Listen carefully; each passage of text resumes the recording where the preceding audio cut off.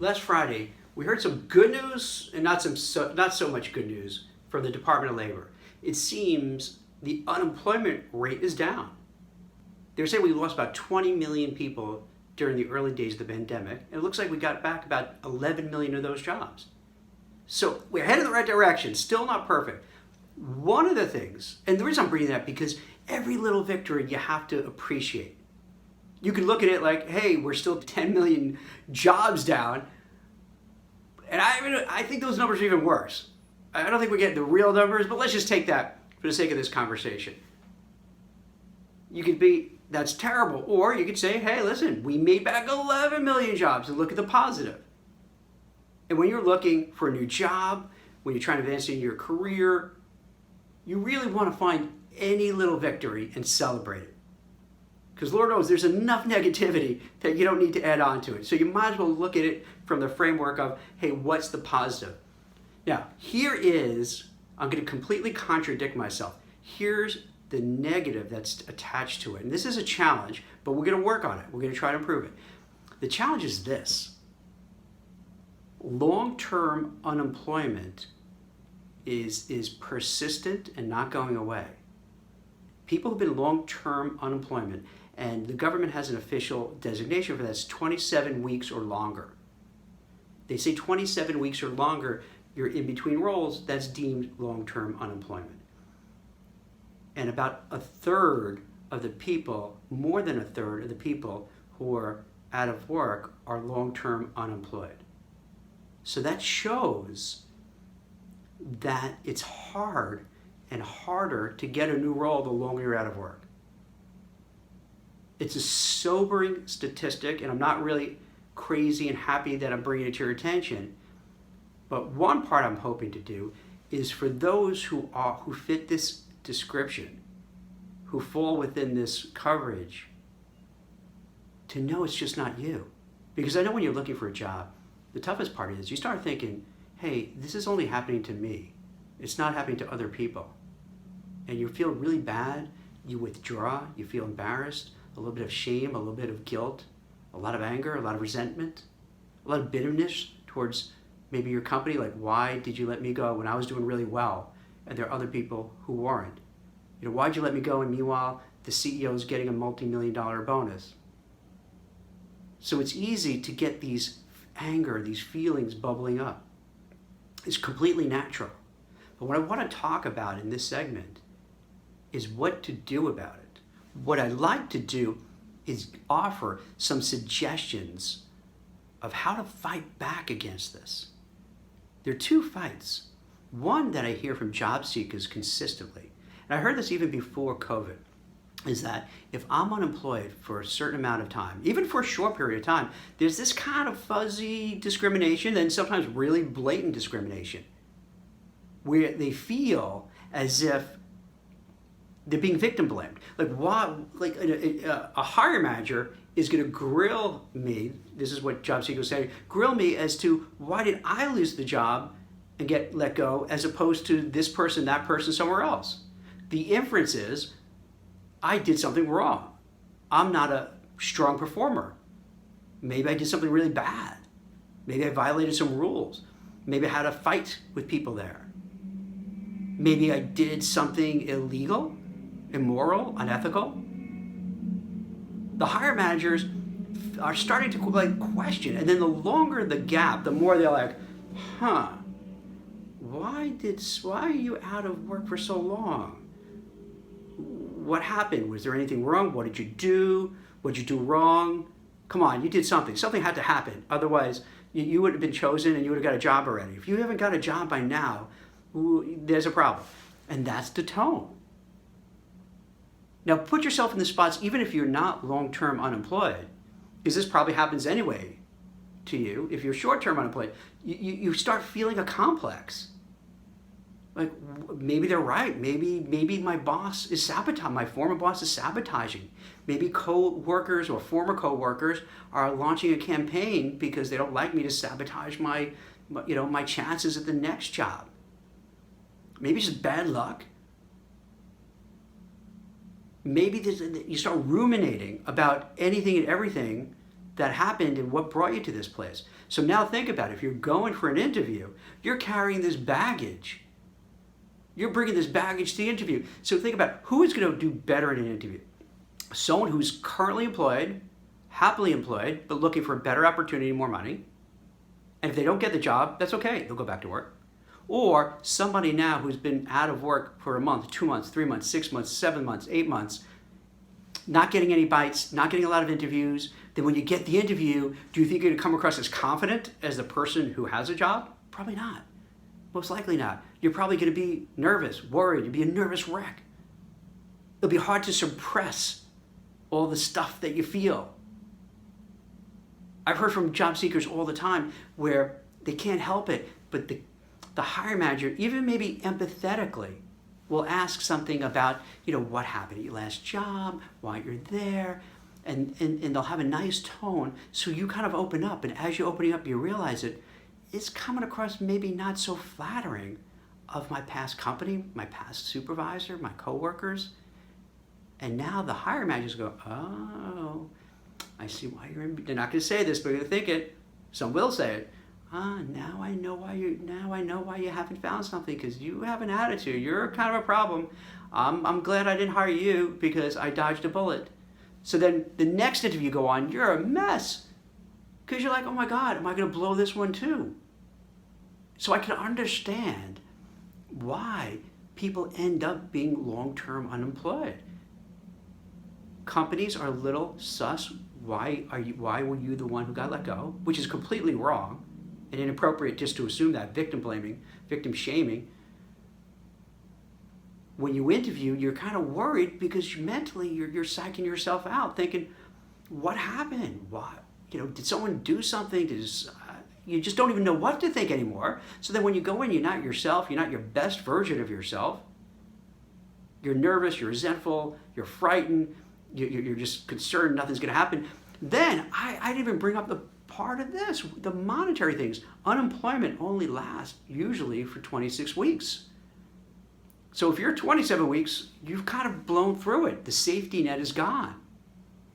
And for most people, even the unemployment doesn't cover what you earned. It's just kind of sort of helping. So you lost that. You've been eating into your savings for the last 6, 7 months.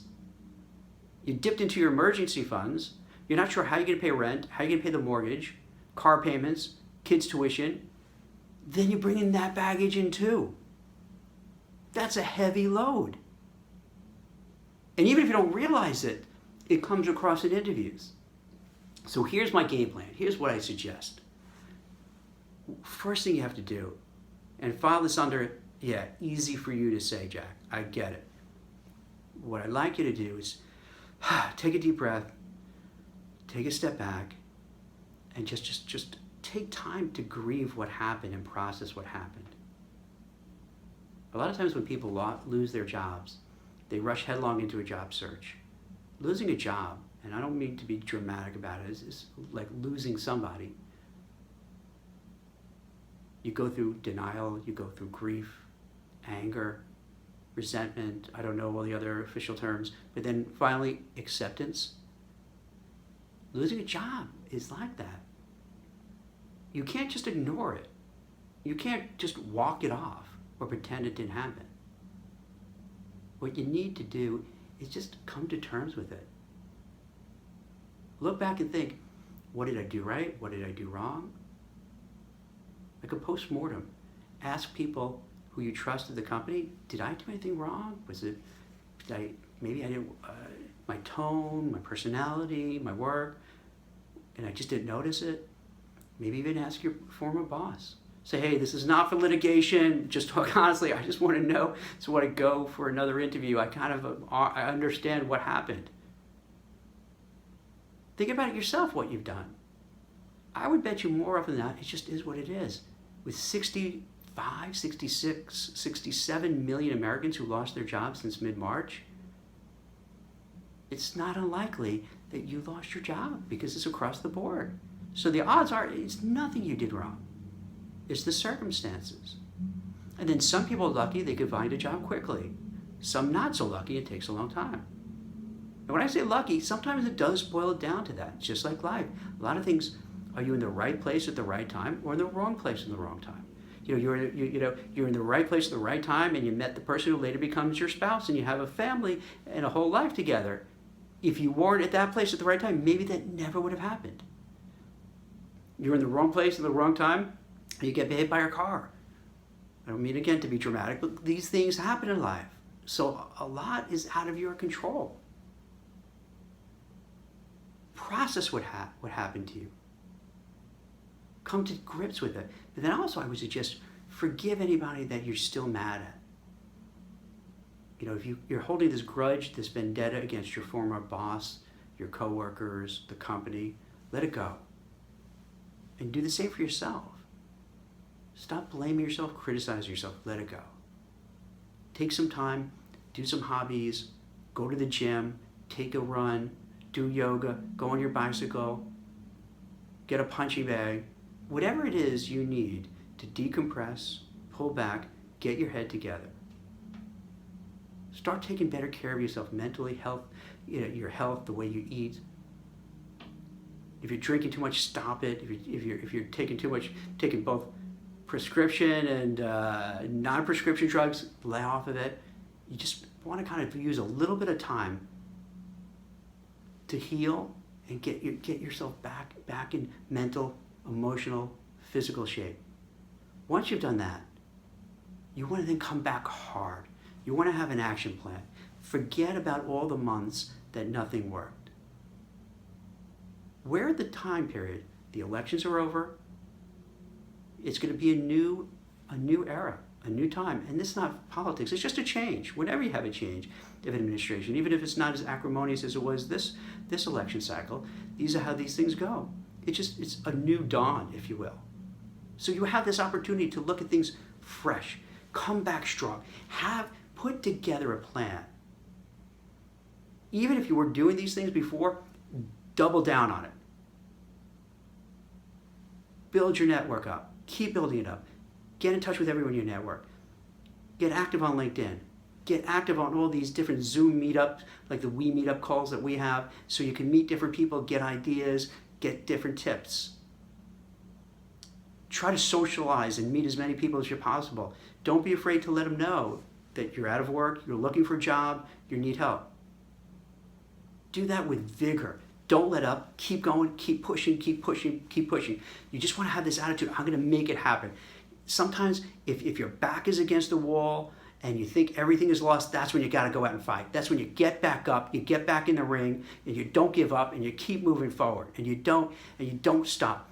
Do your networking. Work on your resume. Work on your LinkedIn profile. Market yourself. Brand yourself on LinkedIn. Speak to anybody and everybody who you can think of to get a job lead. Get in touch with people at the companies. Don't be afraid if you have to cold call.